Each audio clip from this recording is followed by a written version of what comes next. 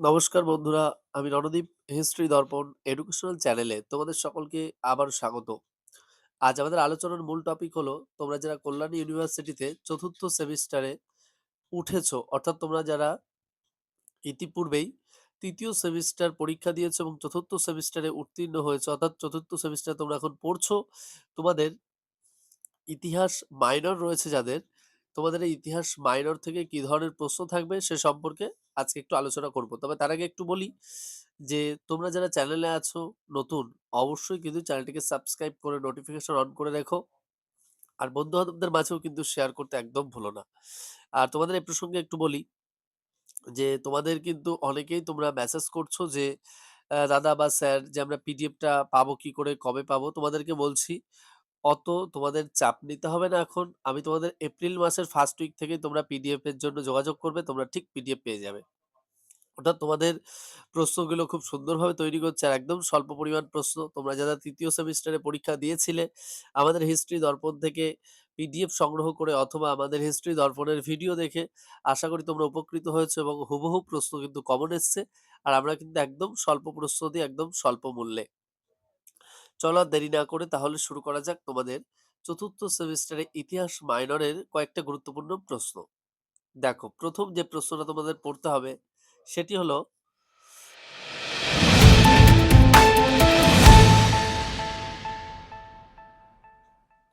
শিবাজির শাসন ব্যবস্থা বা রাষ্ট্রীয় সংহতি সাধনে শিবাজির কৃতিত্ব লেখো। নেক্সট, মহীশূর রাজ্যের উত্থানের কারণ সম্পর্কে আলোচনা করো। নেক্সট, 1290 সালে খলজি বিপ্লবের তাৎপর্য সম্পর্কে লেখো। নেক্সট, ঔরঙ্গজেবের ধর্মনীতি সম্পর্কে আলোচনা করো।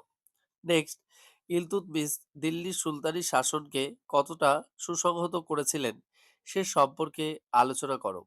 নেক্সট, সুলতান রাজিয়ার কৃতিত্ব লেখো। নেক্সট, মুঘল শিল্প স্থাপত্য সম্পর্কে লেখো বা শাহজাহানের আমলকে স্বর্ণযুগ বলা হয় কেন। নেক্সট, শিবাজির শাসন ব্যবস্থা বা রাষ্ট্রীয় সংহতি সাধনে তার কৃতিত্ব লেখো। এর আগেও প্রশ্নটা আবার বললাম, আরেকবার বললাম। নেক্সট, কৃষি সংকট মুঘল সাম্রাজ্যের পতনের জন্য কতটা দায়ী। নেক্সট, মুঘল নগরায়ন বা নগর প্রশাসনের বর্ণনা দাও। নেক্সট, নূরজাহান চক্র টিকা লেখো।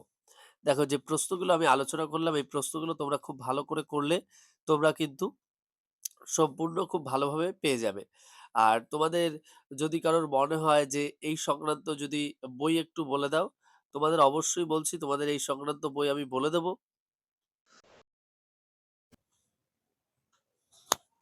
তা মূল যে তোমরা অনেকেই ভাবছিলে যে কি ধরনের বই পড়তে হবে, তা তোমাদের উদ্দেশ্যে বলি, তোমরা অনেকেই বলেছিলে যে বই অথবা সিলেবাস সম্পর্কে যদি একটু বলতে ভালো হতে, তা ভালো হতো। তা তোমাদেরকে একটু বলি, দেখো তোমাদের যে এই মাইনর ফোর্থ সেমিস্টার ইতিহাসের এটা সিলেবাসটা কিন্তু খুবই সহজ। পুরো সুলতানি আমল এবং মুঘল আমলটা কিন্তু তোমাদের রয়েছে, অর্থাৎ মিডাইভাল ইন্ডিয়া বা মিডাইভাল পিরিয়ড ভারতের এই পুরোটাই কিন্তু তোমাদের পড়তে হবে। তাই পুরোটুকু পড়লে কিন্তু তোমাদের পুরো তোমাদের ফোর্থ সেমিস্টার যেটা রয়েছে সেটা পুরোপুরি কভার হয়ে যাবে।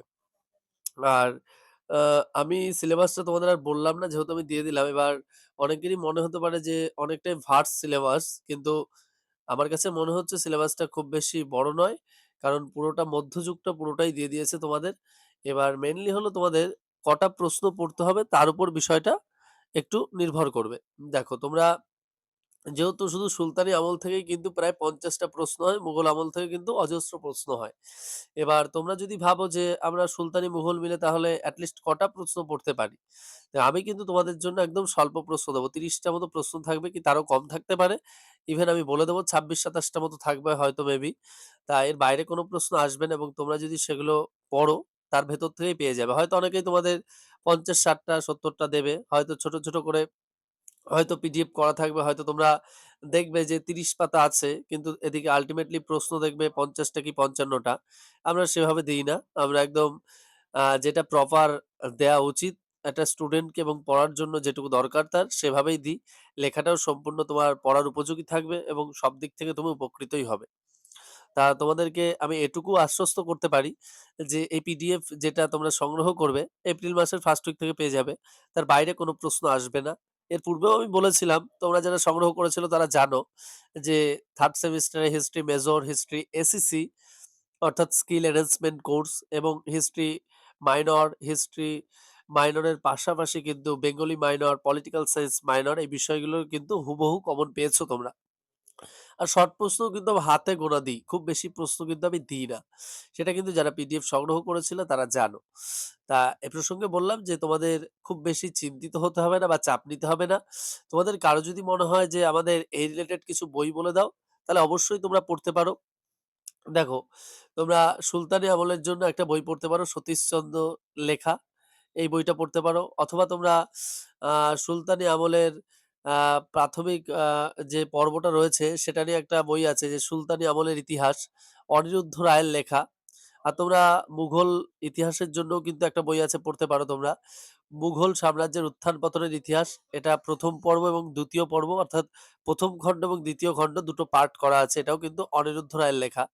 এই বইগুলোও তোমরা ফলো করতে পারো। বেশ ভালো বই। এছাড়া আরো বহু বই রয়েছে। মধ্য ভারতের ইতিহাস বা মধ্যকালীন ভারত সৌরভ কুমার চৌবের লেখা। এ বইটাও খুব ভালো। এরকম কিন্তু অজস্র বই রয়েছে। তোমরা যদি ভাবো সেই ধরনের বই কিন্তু তোমরা অবশ্যই কালেক্ট করে পড়তে পারো। আর সিলেবাস তোমাদের বলেই দিলাম যে পুরোপুরি সুলতানি আমল এবং মুঘল আমলটা কিন্তু সম্পূর্ণটাই তোমাদের এই ৪র্থ সেমিস্টারের ইতিহাস মাইনরের সিলেবাস। অনেকেই কিন্তু বলবে তোমাদের যে হয়তো সিলেবাসটা অনেক বড় বলে একটু বেশি প্রশ্ন পড়তে হবে। সেরকম কিন্তু কোনো ব্যাপার নয়। একদম গুরুত্বপূর্ণ প্রশ্ন দিয়েই কিন্তু আমি একদম পিডিএফ তোমাদের দেব। কোনো অসুবিধা নেই। একদম স্বল্প পরিমাণ প্রশ্ন একদম স্বল্প মূল্যে তোমরা পেয়ে যাবে। আর তোমরা অনেকেই দেখছি যে পিডিএফ ক্রয়ের আগে বিভিন্নভাবে দামাদর করার চেষ্টা করছো। তোমাদেরকে বলি, আমি কিন্তু ব্যাচে এর থেকে অনেক অধিক গুণ আ পয়সা কিন্তু নিয়ে থাকি। তাই তোমরা কিন্তু পিডিএফটা অনেকটাই স্বল্প মূল্যে পাচ্ছ। তারপরেও কিন্তু কেউ এসে আর দাম দর করবে না। আর আমি কিন্তু তোমাদের হুবহু সাজেশন দিই। আর এত অল্প পরিমাণ প্রশ্ন এত কম মূল্যে আশা করি তোমরা YouTube এ অনেকগুলো চ্যানেল দেখো এবং অনেক জায়গায় তোমরা পিডিএফ এর মূল্যও শুনে থাকো। কিন্তু পরীক্ষার পর কিন্তু এসে আর মিলিয়ে সেইভাবে দেখো না। তোমরা একটু মিলিয়ে দেখো। আমরা সেই রিলেটেড ভিডিও কিন্তু দিয়ে দিই পরীক্ষার পরে। তাহলেই বুঝতে পারবে যে আমাদের পিডিএফটার এত চাহিদা কেন? বুঝতেই পারছো। আর তুমি যদি চ্যানেলে নতুন হয়ে থাকো অবশ্যই চ্যানেলটিকে সাবস্ক্রাইব করে নোটিফিকেশন অন করে রেখো। আর বন্ধু-বান্ধবদের মাঝেও কিন্তু শেয়ার করতে একদম ভুলো না। দেখা হচ্ছে পরবর্তী ভিডিওতে।